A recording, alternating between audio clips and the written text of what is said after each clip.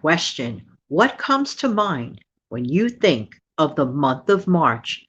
No intro today. Too many technical problems. This is something like take four. I'm not used to doing a lot of takes. I really am not.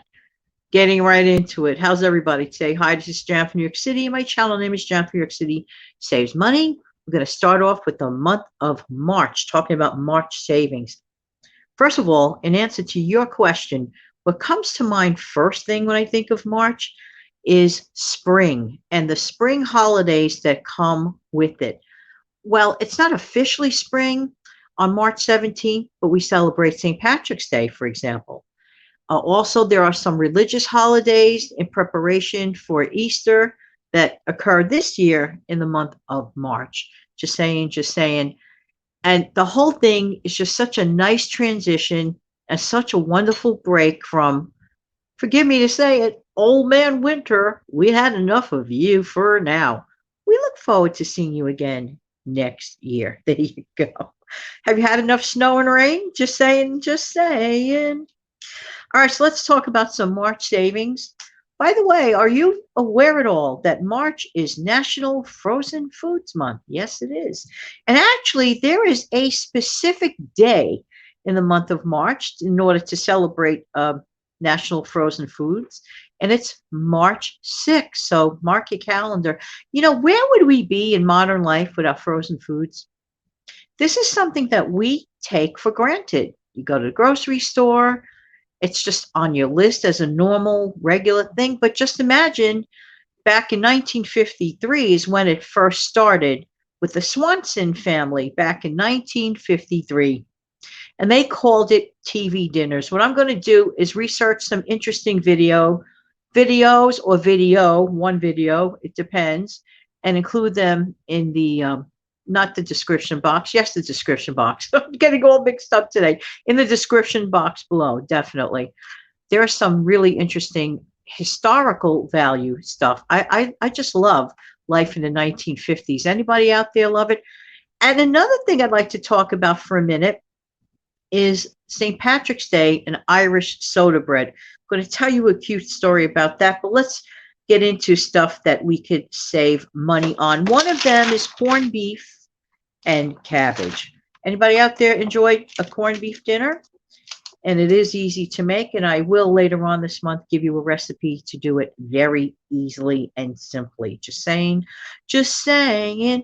Cabbage is normally not that expensive in the first place, but around this time of the year, it's even dirt cheaper. So take advantage of it if this is something that you enjoy. I understand that there is a meal called Mardi Gras breakfast casserole. Has anybody out there ever heard of that? Let me know. I mean, that sounds good. And, you know, Mardi Gras, special holidays, a very festive, fun time of abundance prior to the beginning of the season of Lent, where people observe the first day of Lent is Ash Wednesday. And some people, religious groups, they observe not eating meat on certain days throughout that period of time and other special observations. So prior to that is Mardi Gras time. So that should be interesting to know. But, getting back to the frozen foods, check with your local grocery stores, okay? I mean, there might be some like national thing going on, but there may be some individual, depending upon your grocery store, type of sale, in acknowledgement of the frozen foods, or of course for St. Patrick's Day. Does anybody out there make Irish soda bread? I don't know about you, but I love a good quality Irish soda bread. Going back to when I was teaching, my principal, who was my boss, who actually was my principal as a little girl, so she knew me pretty much my entire life, and that was an amazing thing. She used to do this thing for the teachers every single year for St. Patrick's Day. And her name was Sister Patrick. Now, this is interesting. Just get any more Irish sounding than that. And it was amazing. But what she used to do is make us a whole bunch of Irish soda bread. But the thing is, as much as she was so generous, bless her heart, she's not here anymore, what she would never do, She'd give you as much Irish soda bread to eat as you want because she used to like make tons of it. And we looked forward to it. But never, ever, ever would she give away the recipe for it. I cannot tell you how many of us teachers would beg her for the recipe.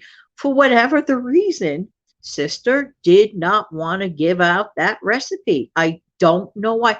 Do you know anybody like that in your life, or are you like that in your life with recipes?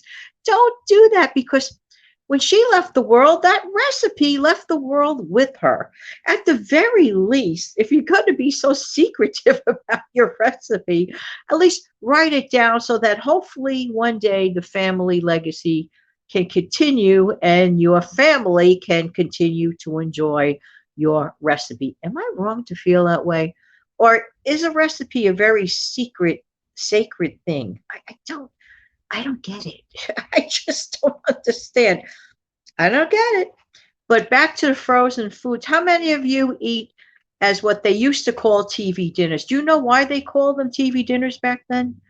Because back then, of course, it was, first conceptualized idea of that. It wasn't around at all. And people were hungry and tired after working. And moms, even the moms that were not working outside of the home, they needed a break too, right? Moms need a break too. And it was a great idea, time saver. Pop that in the oven, and the family would sit down and have their own individual little tray and sit at a TV tray and stare at the TV. Henceforth, the name TV dinner. Some people still call them that out of habit. Nothing wrong with that. And it's amazing. But now many people just call them, frozen entree or whatever. I'll be honest with you, as most of you know by now, I mainly, quote, end of quote, manufacture my own TV dinners from my own food because I know what's in it. I don't like things that are overly processed tasting or overly salted. I don't want to eat something that just tastes like salt. That's me. Everybody's different. I like knowing what's in there and whatever. But the concept of the frozen foods dinner is amazing. That's not to say I never eat prepared frozen foods, from the manufacturers. Bless their hearts, sure do. I do like my, pot pies every once in a while, as an example. And when I really, really feel like delving into a treat, once in a while, I like those frozen dinners, with the chicken and the little cake in the corner, and the one I'm referring to. Because it is such a delicious thing and it is such a time saver. So, and by the way, just for the record, March 6th, if I didn't mention it before, March 6th is the official National Frozen Foods Day. Yes, this day is totally recognized as National Frozen Foods Day. So mark your calendar. It is in appreciation and in acknowledgement of frozen foods. I don't know where we would be without them. I really, really don't. So thank you, Swanson family. Just saying, and everybody else involved. Hey, do you have a great Irish soda bread recipe that, like you're not going to hold on to like forever and a day? Please share it with us. I love a good quality Irish soda bread. So there you go. In the meantime, this has been Jen from New York City. Don't forget to let me know some of your savings tips and tricks for the month of March. March is also a huge month for spring cleaning. We're all thinking spring, want to get rid of the old, make space for something new, get rid of, declutter. Is there any cleaning products that you manufacture from scratch to save some money? Mention it in the comment section below.